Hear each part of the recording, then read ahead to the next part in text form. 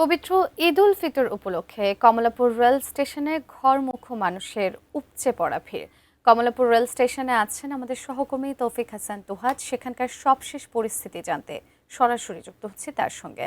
তুহাদ, ঈদ ঈদ কিন্তু দরজায় কড়া নাড়ছে। এই সময় আসলে যাত্রীদের ভিড় কেমন দেখতে পাচ্ছেন, এবং সেই সাথে টিকিট সংগ্রহে কোনো রকম জটিলতা পোহাতে হচ্ছে কিনা সে বিষয়ে জানাবেন। সুজানা, এই মুহূর্তে রয়েছে আমি কমলাপুর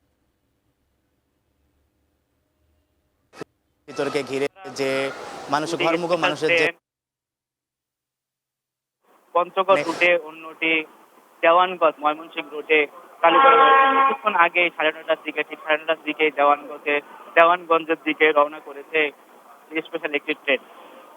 এছাড়া আমরা দেখতে পেয়েছি যে ট্রেনের ছাদে কোনো ধরনের যাত্রীদের ভিড় না করার জন্য, যাত্রীদের উঠে না দেওয়ার জন্য এখানে রেলওয়ে নিরাপত্তা বাহিনী তারা অবস্থান করছে এবং তারা ছাদে যে যাত্রীরা রয়েছে তাদের সকলকে ছাদ থেকে নামিয়ে দিচ্ছে। অন্য দিকে কথা যদি বলে থাকি যে মেইন যে গেট, সে মেইন গেটে কোনো ধরনের যাত্রীদের টিকিট ছাড়া প্রবেশ করতে দিচ্ছে না রেলওয়ে সংশ্লিষ্টরা, এবং শুধুমাত্র যাদের টিকিট রয়েছে সেই টিকিট ছাড়া কাউকে প্রবেশ করতে দিচ্ছে না।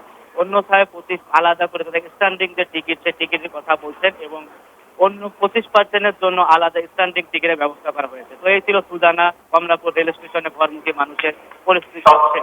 সুজানা, ধন্যবাদ তুহাদ আমাদের সঙ্গে যুক্ত থাকার জন্য।